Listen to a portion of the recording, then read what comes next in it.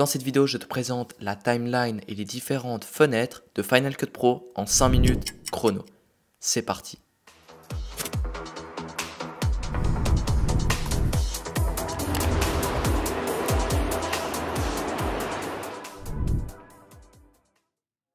La vidéo est séparée en deux parties. Je commence par parler de la timeline et ensuite je te présente les différentes fenêtres autres que la timeline. La timeline, c'est là où vont s'empiler ou se succéder les différentes vidéos qui vont constituer mon projet. On a une graduation au-dessus de la timeline. Il y a 3 réglages que je considère importants pour la timeline. Le premier, c'est celui-là. Si je désactive, admettons que je mets play, je n'ai qu'une seule tête de lecture. La tête de lecture, c'est tout simplement un spot là où la vidéo est tournée. Si j'active ce paramètre, je l'active, il est en bleu, ça me crée une seconde tête de lecture qui me permet de parcourir les plans. Alors que si je désactive cette option, je n'ai pas cette deuxième timeline et je ne peux pas parcourir très vite mon projet dans son intégralité. Moi j'adore l'activer, cette fonction elle est très pratique. Après il y a l'option de l'audio. Si tu as coché la première option bleue, tu peux, en te baladant, et entendre l'audio qui est joué. En l'occurrence, les plans ici n'ont pas d'audio, mais si tu te déplaces avec cette deuxième timeline, tu peux avoir l'audio qui est joué de manière très rapide. Ensuite, tu peux remodeler ta timeline dans cet onglet-là.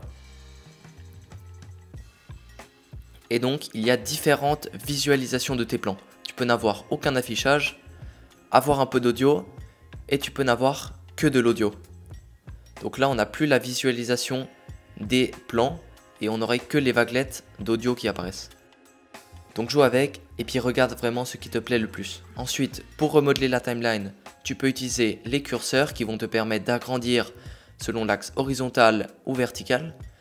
Et il y a aussi quelques options avancées que l'on pourra voir dans une autre vidéo. À propos des fenêtres, on a la fenêtre d'import ici. Si je clique à gauche, je peux avoir mes bibliothèques, mes événements, mes collections de mots-clés, ainsi que le projet et les différents rushs, toutes les vidéos que j'utilise.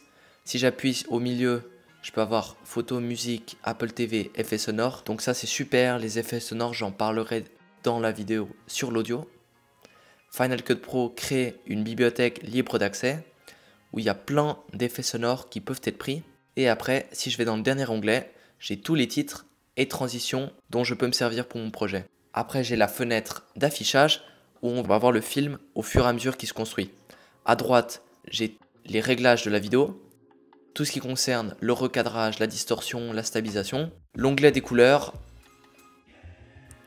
la section du volume et aussi une petite partie I avec des infos sur la vidéo, où on peut voir la résolution, le nombre d'images par seconde. Ensuite, j'ai l'espace des titres et transitions. Moi, je vais juste enlever ça pour le coup. Et à propos des espaces, tu peux aussi enlever un espace grâce aux 3 onglets qui se trouvent en haut à droite. En cliquant là, la fenêtre des réglages disparaît totalement. Si j'appuie au milieu, ma timeline va disparaître totalement. Je ne sais pas pourquoi il y a l'option, mais elle y est apparemment. Et si j'appuie à gauche, c'est la fenêtre d'import qui va disparaître. Donc voici en ce qui concerne l'espace de travail de Final Cut Pro, comment tu peux un peu le remoduler. Et là je te partage un bonus si tu veux remodeler l'espace de travail. Si tu double-cliques sur le nom de ton plan, on peut voir que la fenêtre des réglages vidéo va prendre toute la place. A l'inverse, si tu désactives, la fenêtre des réglages prend moins de place. Donc ça peut toujours être pratique si tu veux avoir une fenêtre des réglages en plein écran ou alors une vue un peu plus compacte. Dans la prochaine vidéo, on regarde les différents outils de Final Cut Pro que tu as à ta disposition et comment les utiliser pour faire le dérochage, soit la sélection des parties de tes vidéos qui t'intéressent directement dans la timeline. Donc on va pouvoir couper, supprimer, déplacer les plans dans la timeline et voir comment les outils vont t'aider dans ce processus. Allez, ciao!